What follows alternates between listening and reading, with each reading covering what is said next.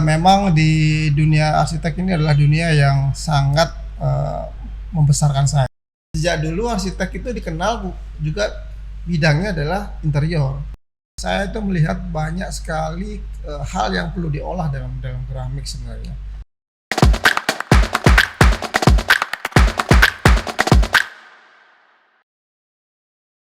Dalam industri ini Pak, arsitektur tentang kreatif gitu kan, menurut Bapak apakah pertumbuhan ekonomi itu juga sangat berpengaruh Pak di masa pandemi ini? Ya sangat. Jadi gini, di zaman tahun 2015 kemarin tuh ada rencana dari dinas perindustrian atau mungkin kantor ya. Jadi itu di bawah menterinya Ibu Maria Pangestu. Itu punya kerjasama dengan IAI pusat untuk membangun yang namanya industri kreatif dalam bidang arsitektur. Makanya ada rencana pengembangan arsitektur 2015-2019. Itu sudah dibahas bagaimana kedepannya industri kreatif dari sisi arsitektur. Kenapa? Karena ujung tombak yang paling besar itu sebenarnya arsitek. Kenapa? Properti itu kan nilai yang paling besar, nilai investasinya. Mall, ruko, rumah, apartemen, itu semua hal-hal yang besar, properti. Jadi yang namanya Menteri Negara itu minta arsitek ini punya sebuah industri kreatif yang maju. Itu apa? Untuk mengembangkan bagaimana misalnya kalau kita menjual apartemen Indonesia yang dibuat oleh orang-orang Indonesia itu bisa punya nilai kreatif yang mungkin bisa lebih punya daya saing dengan apartemen yang dijual di Singapura, Malaysia, Australia dan sebagainya. Jadi apa? Contoh, setiap tahun orang membuat desain apartemen itu hanya memikirkan one bedroom, dua kamar, 3 kamar, kemudian tidak memikirkan hal-hal lain yang mungkin lebih spesifik yang berbau Indonesia misalnya. Contoh misalnya gini, kita orang Indonesia ini kan senang kongko, senang bersosialisasi, senang gosip lah istilahnya. Senang bersosialisasi, punya silaturahmi. Mungkin ada beberapa penelitian bahwa contoh rumah-rumah flat itu harusnya dilengkapi mungkin satu blok untuk bisa berkumpul sesama warga. Itu karena apa? Memang contoh bisa lebih bersaing karena tidak perlu harus mewah, tapi yang minimal kebutuhan masyarakatnya, ide-ide dari apa yang diharapkan oleh penghuninya itu bisa tersampaikan, sehingga tidak ngobrol di bawah, atas sama sekali jadinya kayak negara asing gitu kan. Nah itu muncul ya, dan pemerintah Surabaya dengan Bu Risma ini sudah ada litbang seperti itu, bagaimana membuat rumah susun yang murah, terjangkau, tapi juga mewadahi aspek-aspek sifat dari karakter orang Surabaya yang suka ngobrol tadi, yang suka kumpul, yang suka kalau ada acara 17-an, ada acara rapat, sebagainya memang diwadahi. Nah itu misalnya dijadikan contoh untuk kita bisa lebih kreatif dalam mendesain. Jadi saya punya kata kunci begini, ketika kita bisa lebih tadi BMW tadi, kita biayanya murah, mutunya bagus dan cepat, kita akan bisa bersaing dengan orang lain. Tapi di dalam balik selimut itu kita ada selimut kreativitas yang bisa memberikan nilai tambah dengan yang lain. Harganya sama tapi dengan nilai yang lebih bagus karena ada unsur estetika, kreativitas, jauh lebih mahal harganya dibandingkan yang itu. Mungkin investasinya murah tapi nilai jualnya jadi tinggi. Dan untuk IAI Pak, untuk langkah selanjutnya untuk memajukan industri kreativitas dalam bidang struktur di Indonesia, khususnya mungkin di Jawa Timur Pak. Untuk masalah kreatifnya. Iya betul. Gini. Memajukan. Jadi gini, di IAI Jawa Timur itu sudah punya beberapa usaha untuk meningkatkan desain kreatif. Pertama itu kita selalu ada pelatihan, baik pelatihan sesama anggota maupun di luar anggota IAI. Kedua kita ada namanya membuat buku. Jadi kita berlomba-lomba kepada semua anggota IAI memamerkan karya terbaiknya untuk dibuatkan buku. Sehingga nanti dari situ akan terlihat siapa yang terbaik, yang terinovatif, yang berkreasi tinggi, punya nilai bagus, kita akan taruh dalam buku IAI. Itu jadi berlomba-lomba dan kita berikan award, bahwa yang terbaik kita akan berikan award. Dan terkait dengan nomor 3 tadi itu, kita mengadakan namanya IAI Award Jawa Timur. IAI Jawa Timur Award. Jadi setiap yang terbaik dalam setiap kategori, misalnya perumahan terbaik, apartemen terbaik. Itu sudah berlangsung berapa? Udah berlangsung beberapa kali, dan itu memang sangat-sangat menghidupkan dunia kreativitas. Karena apa? Kreativitas tanpa sebuah persaingan hampa. Jadi harus dibuat persaingan sehingga mereka muncul ide-ide kreatif. Dan sering kita kasihkan hadiah dan sebagainya seperti itu. Kemudian yang keempat lagi, kita punya yang namanya kita sering berbagi dengan instansi-instansi. Jadi IAI itu sedang berupaya dengan berhasilnya undang-undang arsitek kemarin. Kita berharap sekali ke depan ini kita punya peraturan pemerintah yang bisa lebih membuat teknis lagi hal-hal berbau dengan arsitek.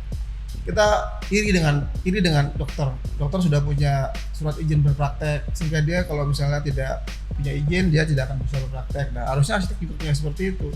Jadi tidak boleh dia berpraktek tanpa surat izin dari Dewan Arsiteknya. Nah, ini sudah ada di IDI, Ikatan Dokter Indonesia. IAI belum. Nah, ini dengan terbitnya Undang-Undang Arsitek, kita ingin bersosialisasi kepada semua holder, pemerintah, masyarakat, instansi, semua kalangan, bicara bahwa arsitek itu punya tata tertib, punya panduan, punya tata nilai. Ini tidak sembarangan. Contoh nih Mas, kita lihat jauh-jauh, kita lihat di Jawa Timur saja, di Jawa Pos saja misalnya, itu sangat beragam. Terima jasa gambar 10.000 per meter persegi, itu jasa apa sih nilai segitu gitu ya. Terus 500.000 lengkap gambar kerja dan 3 dimensi dengan semua sisi rumah. Padahal kalau kita tahu berapa tahun dia kuliah, berapa tahun biayanya untuk dia membuat maket dan sebagainya, kemudian dia tahu berapa dia harus investasi komputer dan sebagainya, itu nggak mungkin harga 500.000 lengkap gambar kerja sama 3 dimensinya, sangat tidak mungkin. Itu yang membuat kita jadi, masa arsitek jadi jual murah-murahan seperti itu. Tapi kalau kita di IAI memang melarang semua arsitek anggota IAI untuk beriklan seperti itu, karena kita berharap IAI itu adalah lembaga profesional, bukan dijual seperti itu. Tapi IAI itu punya tata nilai, punya kelas, dan harus dibanggakan, bukan dengan dijual obral seperti itu. Makanya kita sangat melarang anggota IAI yang seperti itu. Baik, satu pertanyaan lagi buat Bapak ini. Menurut Bapak, ide-ide kreatif apa yang dapat bisa dikembangkan di industri keramik, khususnya pada dunia arsitektur, Pak? Waduh, itu sangat banyak, Mas. Jadi gini, contoh. Saya tuh punya masalah ketika saya pernah mendesain masjid. Mendesain masjid yang kolomnya bundar. Kolomnya bundar itu kan ketika disuruh nyari keramik sulit. Kenapa? Jarang ada keramik yang bundar. Nah, sehingga apa? Harus ada sebuah terobosan dengan diameter sekian, itu keramiknya seperti apa?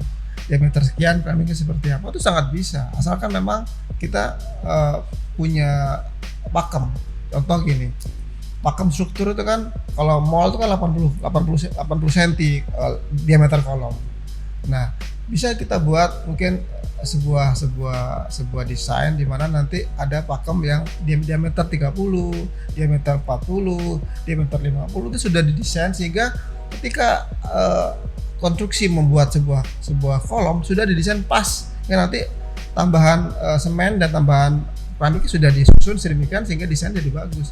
Karena sulit sekali mencari keramik yang untuk sebuah lingkaran. Atau lagi yang lain, misalnya kita bicara hospital plane. Hospital plane itu adalah pertemuan antara lantai dengan dinding yang memang dia anti kuman, di mana dia itu menjadi sebuah persyaratan dari sebuah rumah sakit, harus persyaratan sehingga dia membentuk sebuah lengkungan, sebuah sudut di mana kuman tidak akan tumbuh, tidak akan hidup di situ. Dan sehingga ada namanya istilah hospital plane. Itu saja susah nyarinya. Jadi maksud saya kalau memang industri keramik mau mensupport sangat luar biasa. Apalagi sebenarnya banyak. Jadi sebenarnya kalau kita mau satu-satu sebenarnya sangat banyak. Jadi saya berharap sebenarnya justru kita duduk bareng saja.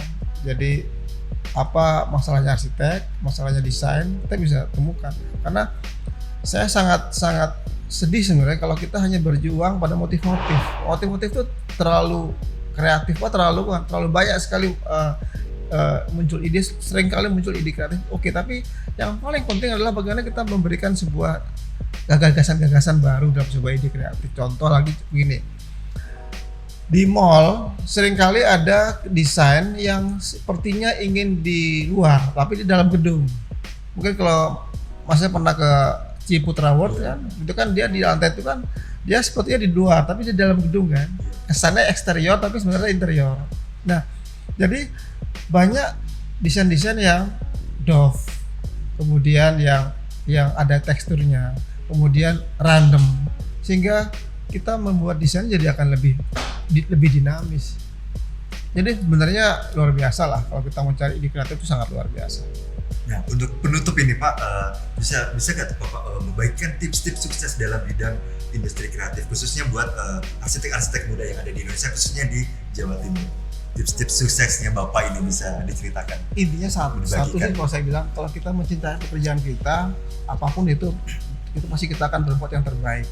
Di setiap level kita menjadi seseorang, entah itu dalam kerjaan sebagai arsitek muda saja, yang baru lulus saja, itu sebenarnya paling gampang adalah berikan yang terbaik. Mungkin kalau kita berpikir, kok gaji saya kecil ya, kok saya tidak bisa seperti Pak itu ya, gajinya besar, dapat langsung desain gedung, itu kayaknya terlalu mimpi lah, karena kita harus dari bawah dulu, dari level sedang, pelan, naik, itu baru bisa jadi yang terbaik.